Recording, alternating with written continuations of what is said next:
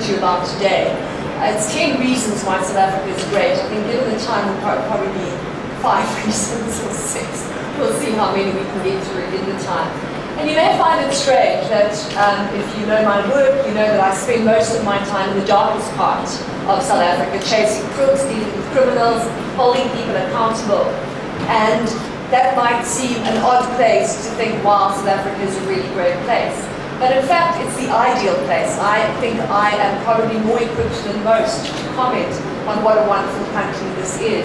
I think it was Dennis Beckett who said that for every one South African holding out a gun, there are 10 more holding out a can of friendship. And that's certainly been my experience in South Africa.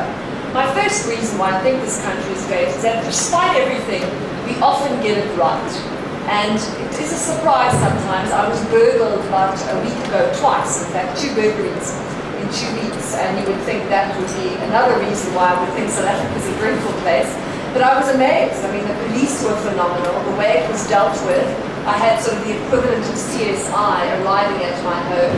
I didn't use my professional name, so they didn't know it was me.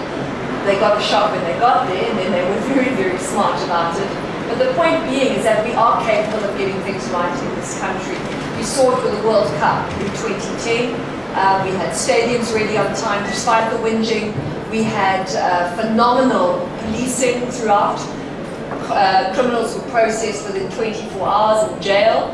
And we had a wonderful World Cup which showed the world that we're quite capable of doing it when we need to. The thing is that we just need to sit often on government's butt to ensure that the processes do take place as they should. There are many real issues in this country, most notably service delivery, which if the government doesn't get right over the next 5 years is going to blow up even more violently than we saw in the previous 5 years.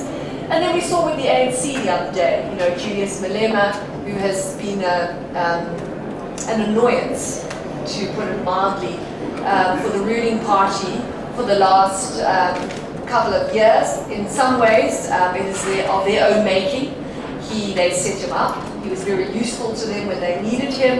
And now he's sort of started believing his own propaganda, as it were, and believing that he was bigger than the ANC, and so they've had to round him very smartly. And really, where he is today is of his own making. He did not understand the ANC structures, did not understand ANC discipline. They disciplined him, first they suspended him. He didn't seem to take that on board and still went against the ANC, saying he wasn't going to accept that sentence. And now that they have expelled him permanently from the party, although he may be able to appeal that, it's unlikely that he will. And the point is we are able to get it right when we need to.